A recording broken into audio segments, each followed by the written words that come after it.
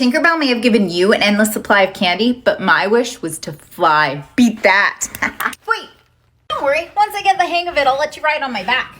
No, really, stop. You can't fly. I'm not gonna know until I try. I made it up. Tinkerbell didn't really come. Well, where'd all this candy come from then? Who would like to explain why I found this downstairs on the floor?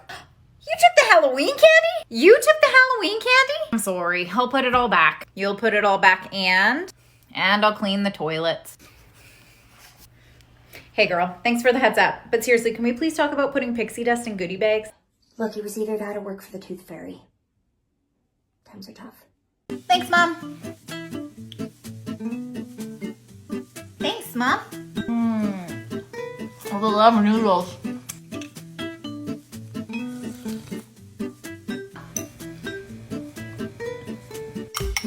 Look, I made ice cream soup. Yum, ice cream.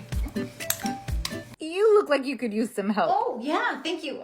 I'm just feeling so overwhelmed. Goat's milk, lactose-free, anti-reflux. How do you know which formula's the best? There's really just one choice. Oh? None. I can't believe you'd actually even think about feeding your child that toxic garbage. Haven't you ever heard breast is best? Yeah, no, of course. I wasn't thinking pregnancy brain or something. Hey, babe, scratch that formula heater upper thing from our registry. None of my pregnancy books told me formula was made with toxic chemicals.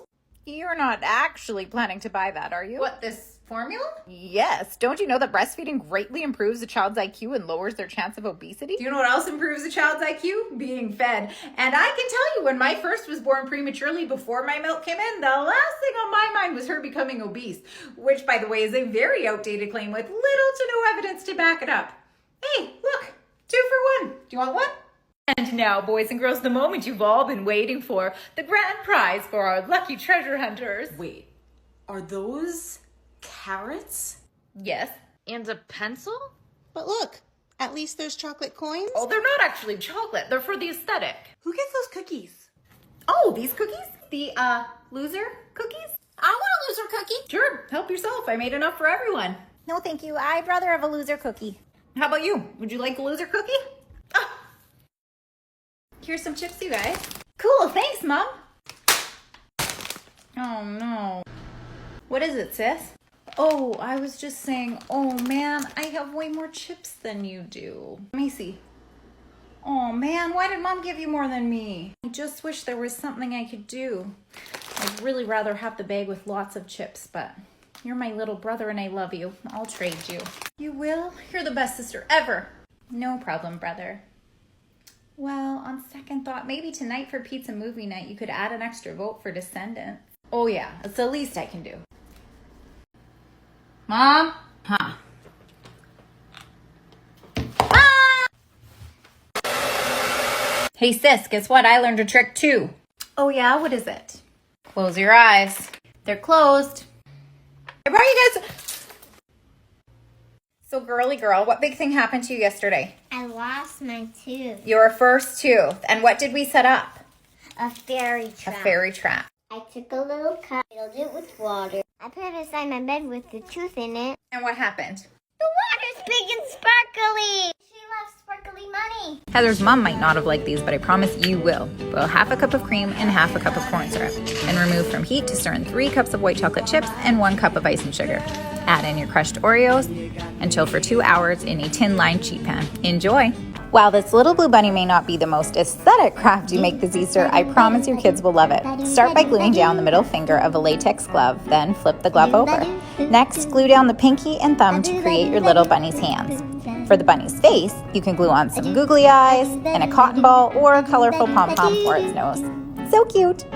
Complete your bunny's face by drawing on a mouth and whiskers with permanent marker. Now, place the glove over a styrofoam cup. You can wrap an elastic around the edge to better secure it. Finally, make a hole in the side of the cup with the straw, then tuck the bunny inside the cup. And voila, happy Easter! Before either of you can watch a show, I need you to clean up your room, please. I hate cleaning up. Me too. I'd rather just play a game. That's it. Let's play a game. It'll go so much faster. Okay, what game? Let's play Cinderella. And I know you wouldn't want to be the ugly stepmother, so I'll play that role. I don't know if I really want to be a girl. Okay, let's call you Cinderoy, Cinderella's long-lost brother. Cool. Okay, Cinderoy, you need to pick up all those toys and put them in the basket. Okay, stepmother. and make that filthy bed unacceptable. Yes, stepmother. That's better. I finished cleaning. Let's get dressed up and go to the ball now. I'm kind of bored of this game. Let's just go watch our show. All right, I got the pizza. Did you get me meat and mushroom? I sure did. Your half is meat and mushroom. Yup, meat? Not on mine. I got ham and pineapple. Thank goodness, I love him. Heather's mom might not have appreciated the snack, but I promise your kids will. Start by covering a styrofoam head with aluminum foil. Next, slice up a lot of pepperonis, way more than you think you'll need, and use toothpicks to stick them into the head. For the eyes, I used a slice of olive over a garlic clove. And finally, carve teeth into an apple slice. Happy Halloween!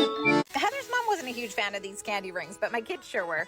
Start by cutting up 2 peaches, then blend together until smooth. Pour in a pot under low to medium heat and add in your favorite sweetener. We used agave syrup. Meanwhile, squeeze half the juice from a lemon and mix together with 2 gelatin packets. Now add that to your warm peach mixture until it dissolves. Add in 1 tablespoon of beet or cherry juice to add some color to one of the bowls.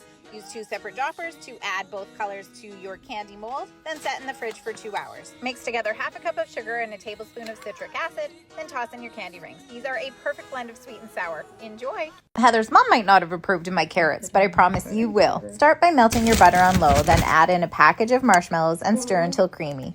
Stir in your food coloring, and then mix in a bag of Rice Krispies. Pour that into a container, gently flatten, and then put in the fridge for 10 minutes. Now we're gonna melt some green chocolates, and you could use a piping bag. I don't have one, so I just used a small plastic bag to make little carrot tops. Now we're gonna switch out our Rice Krispies for our little carrot stems. And we will cut the Rice Krispies in triangles to make the shapes of carrots. Time to melt some more chocolate. We could not find orange chocolate pieces, so we just used white with food coloring. Again, a piping bag would be helpful here. We just drizzled on the chocolate, and before it hardened, added on some sprinkles.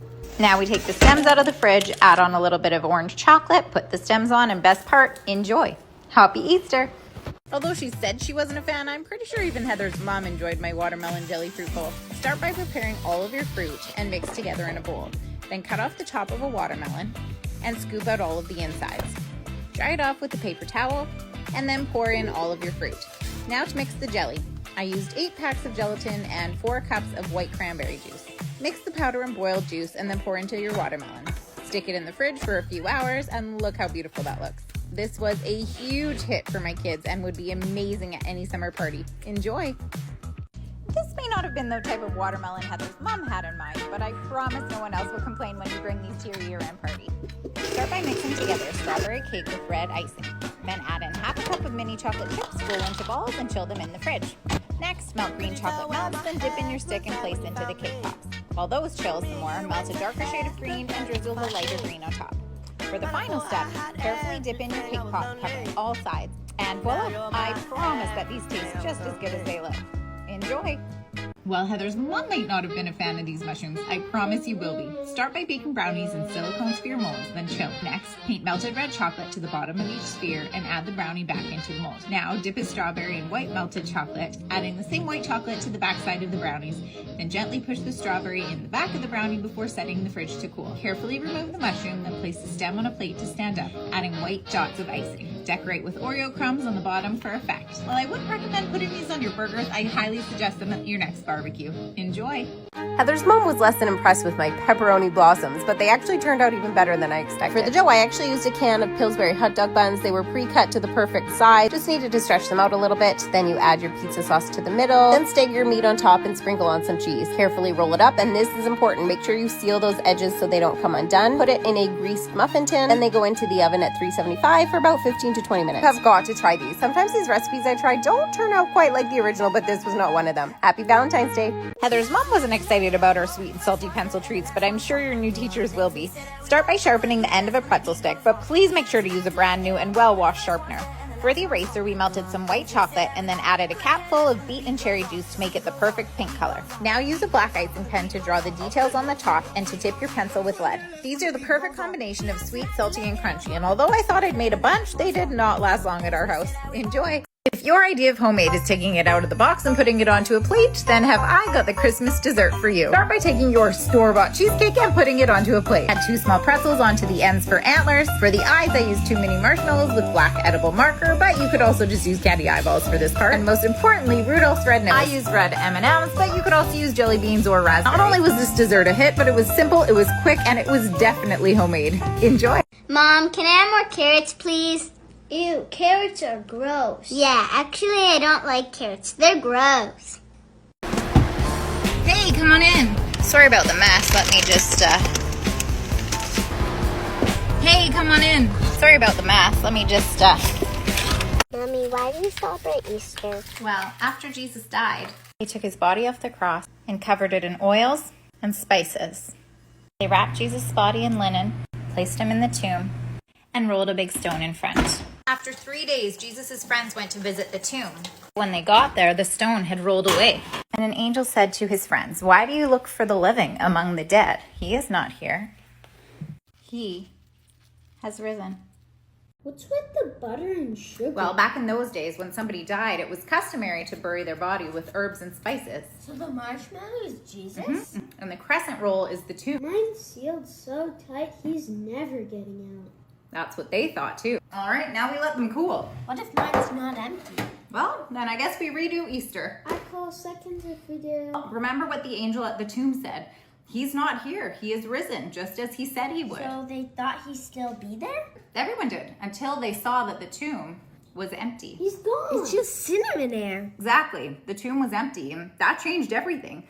Jesus said, "I'm the resurrection and the life. Whoever believes in me will live." So we're basically eating the Easter story?